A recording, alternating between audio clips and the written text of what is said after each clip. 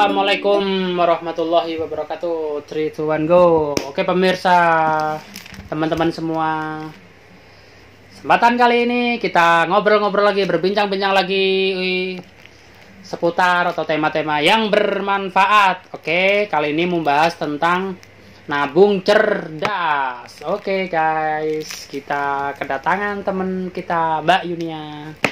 Oke Mbak, kita ngobrol-ngobrol nih. Apa nih kita selama ini ya, maksudnya sejauh ini tuh apa yang dirasakan? Maksudnya dirasakan itu di finansial ya. Artian selama ini kerja itu duit udah banyak tabungan dong, ya kan? Atau gimana nih? Atau ditabungkan kemana aja gitu duitnya? Nah, gimana Mbak? Selama ini aku Terasa nabung nih, terus ujung-ujungnya dipakai lagi. Aku bingung, makanya harus nabung kayak gimana, solusinya tuh kayak gimana gitu.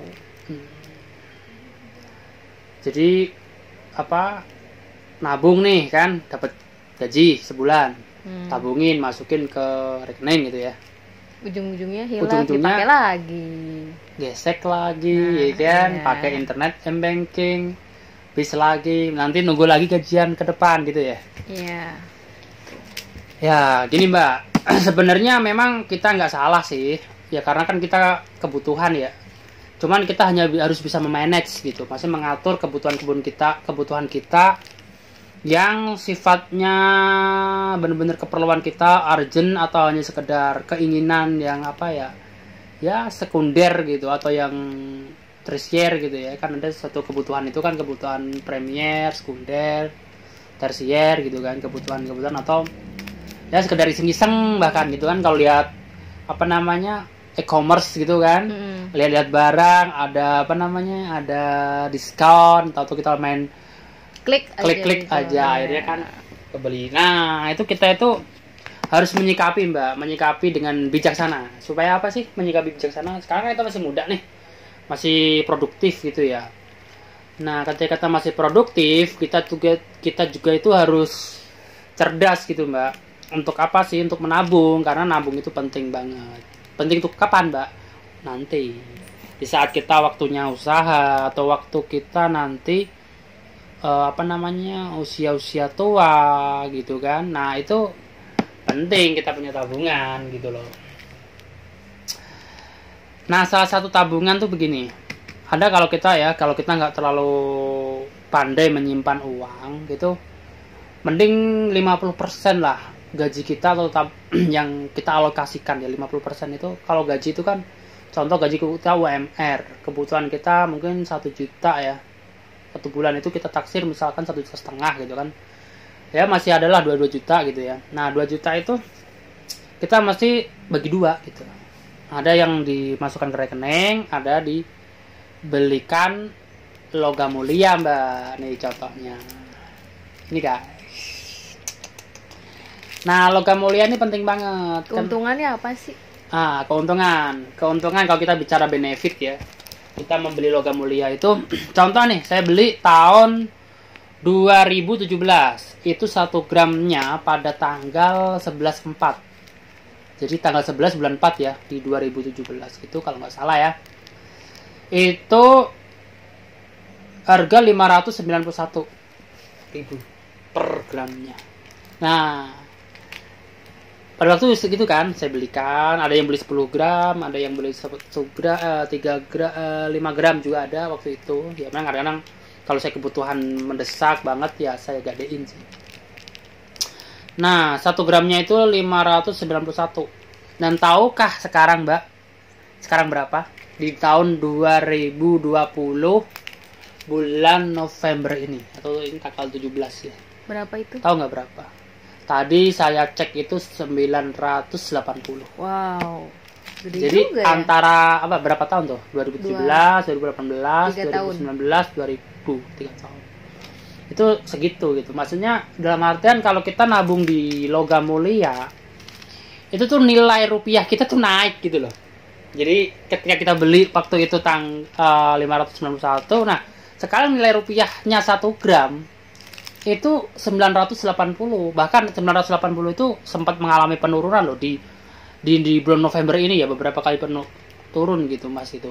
Tadinya nembus sekitar 1 juta lebih. Nah, per tanggal hari ini itu 980. Nah, jadi kita apa namanya, Mbak? Kalau kita sudah berbentuk barang ya, logam mulia nih, ini nih mudah banget ya. Satu sisi kita nggak mungkin gampang menjual, atau kalau udah bentuk barang tuh kita jadi kayak gimana sih? Nggak apa ya? Eman tuh kalau bahasa Jawa, kalau bahasa kitanya apa ya? Bahasa Indonesianya tuh eman tuh sayang gitu. Sayang itu maksudnya sayang lah kalau dibeliin atau dijual lagi itu sayang, karena kalau udah berbentuk barang gitu kita tuh kayak mempunyai jiwa nanti ya, kayak ngoleksi, pengennya tuh memperbanyak dirawat gitu ya. dirawat gitu. Jadi mengumpulin, kita tuh pengennya malah justru ngumpulin gitu, pengen beli lagi. Nah, ketika kita ada keperluan ya, emas ini gampang banget dicariin duitnya. Gitu, tahu nggak di mana? Di mana itu? Kita bisa gadein, Mbak. Digadein di, maaf ya, ini saya sebut ya. Salah satunya tempat penggadean yang saya sering pakai. Kalau saya ada keperluan gitu, atau bayar-bayar apalah yang urgent ya, sifatnya penting gitu, saya masukkan di penggadean yang payung hijau yang BUMN. Nah, itu enak banget karena bunganya juga kecil di situ, terus cairnya gampang gitu. Nah ya, kita kadang-kadang saya juga cuma nitip di situ ya, paling ngambil duit 500.000 gitu. Itu aja sih. Kalau soalnya kan kadang-kadang kita simpen di rumah gitu juga ngeri juga kalau banyak gitu ya. Tuh, tapi ya gue simpen di situ. Nah, salah satu lagi benefit ya, keuntungan beli emas atau itu tuh kalau kita nabung di bank, nabung di rekening bank gitu ya.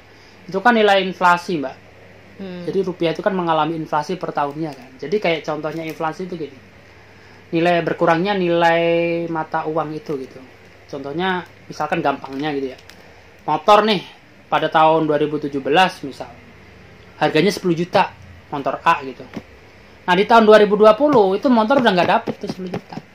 Motor itu tersebut udah bisa jadi 12 juta ataupun 15 juta gitu.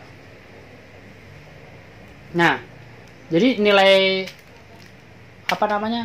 nilai rupiahnya itu berkurang. Tapi kalau emas kita beli ini tahun 2017 kita beli 10 juta. Nah, uang kita nilainya nggak tetap 10 juta. Sesuai ngikutin emas. Nah, nanti kayak tadi misalkan 1 gramnya 591. Nah, emas pada tahun 2020 itu sudah sekitar 980. Jadi nilai rupiahnya tuh naik gitu loh. Jadi kita malah nggak turun gitu. Kalau kita rupiah ya turun gitu kan. Per tahunnya kan ada inflasi berapa sekian persen gitu. Nah gitu enaknya. Nah kalau misalkan suka nih beli emas. Nah emas itu juga ada di kita bisa nabung, Mbak. Nabung. Ada buku tabungannya. Ada buku tabungannya. Nah emas ini beda dengan ini ya. Kalau ini kan berbentuk logam mulia, kalau ini berbentuk tabungan. Nah, tabungan ini yang punya penggadean yang BUMN ya. Nah, kita bisa nabung dari paling kecil itu dulu saya pernah nabung di tahun 2017 itu sekitar 5.500 kalau nggak salah itu per gramnya itu ya. Nah, kita tergantung kita nanti 300.000 nabung 400.000 nanti dikruskan ke emas dapat berapa gram gitu, 0, sekian gram, atau contohnya misalkan 591 kita nabung ya dapat 1 gram itu ditulisnya 1 gram gitu, Mbak. Nah, misalkan kita nabung 5 juta ya di sini dapat berapa gram gitu, enak. Nah tabungan ini juga cerdas banget guys, maksudnya apa sih? Nah kita ini tabungan ini bisa terhubung dengan aplikasi. Jadi kita nabung, kita juga nanti bisa download aplikasi pegadaian itu kan. Nah, kita juga bisa transaksi lewat aplikasi itu gitu loh. Jual beli di situ bisa, ya kan? Langsung bisa terkoneksi dengan rekening bank kita. Jadi kita misalkan ngejual nih pakai aplikasi, itu langsung ditransfer ke bank kita, rekening bank kita. Atau kita mau beli, ya kita langsung bayar pakai rekening bank. Enak banget pokoknya. Nanti kita bahas lah untuk aplikasi di lain waktu. Boleh deh, nanti aku mau daftar juga. Nah, iya dong Mbak, harus. Cobaannya apa sih? Ya tadi keluhan Mbak ini ya ketika masih muda nih. kalau bisa, kalau kita belum bisa atau belum punya ilmunya untuk usaha, mending kita nabungin dulu nih, ya kan, sisihin dulu apa namanya, uang kita nih, gaji kita sisihin 50%-nya gitu, kita sisihin. Nah nih ketika kita tabungan ke emas, nah ketika kita sudah punya ide usaha apa, ini bisa digadaikan atau bisa dijual, dan nilai rupiahnya itu selalu naik gitu loh mbak, gitu ya kan. Nah gimana mbak, masih galau atau sudah ya sedikitnya paham nih, kira-kira nanti kalau gaji saya mau dialokasikan kemana-mana ya kan, kemana aja gitu, nah gimana? Aku sih pengen langsung ke Pegadaian aja, nanti langsung daftar bulan depan ya. Oke. Kalau mau beli emasnya ini bisa ke Pegadaian bisa, atau ke toko-toko emas, situ juga jual kan ya, kalau yang logam mulia. Di situ juga varian, ada 1 gram, 2 gram, 5 gram, 10 gram sesuai budget kita gitu. Ya seperti itulah ya guys. Ya mungkin kalau anak muda pengen nyoba-nyoba apa namanya, kayak investasi, ya boleh aja, yang penting investasinya yang ada di bermanfaat. Terus yang ini mbak, yang resmi ya, yang resmi, jangan abal-abal. Betul, kalau yang resmi itu masuk di OJK gitu. Terus lihat juga perusahaan-perusahaan investasinya, saham gitu, misalkan yang benar-benar sehat gitu ya. Kalau pengen main saham, nanti kita bahas di lain waktu mengenai saham deh, kita bahas apa sih yang bagus gitu. Nah hari ini topiknya kan tentang logam mulia ya guys. Oke, semoga informasi kali ini bermanfaat ya mbak. Oke, terima kasih semua. Assalamualaikum warahmatullahi wabarakatuh.